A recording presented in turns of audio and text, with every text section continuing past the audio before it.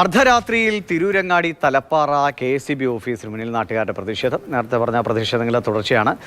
ഇവിടെയും വൈദ്യുതി ഇടയ്ക്കിടെ മുടങ്ങുന്നുവെന്ന് ആരോപിച്ച് തന്നെയാണ് ആളുകൾ എത്തിയത്.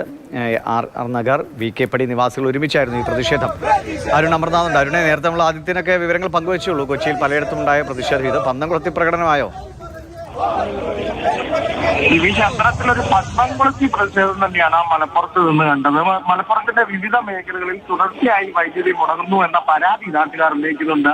മിനിഞ്ഞാന്ന് ഇത്തരത്തിൽ KSRTC ഓഫീസിലെത്തി വലിയ രീതിയിൽ ആളുകൾ കമ്പടിക്കുന്നു. അവിടെ കിടന്ന് ഉറങ്ങുന്നതൊക്കെ നമ്മൾ കണ്ടിരുന്നു. പിന്നാലെയാണ് ഇത്തരത്തിൽ തിരൂരങ്ങാടിയിൽ ഒരു പന്തംകുളത്തി പ്രതിഷേധം നടന്നത്. തിരൂരങ്ങാടി AR നഗർ VK പടി നിവാസികളാണ് സംയുക്തമായി പ്രതിഷേധവുമായി എത്തിയത്.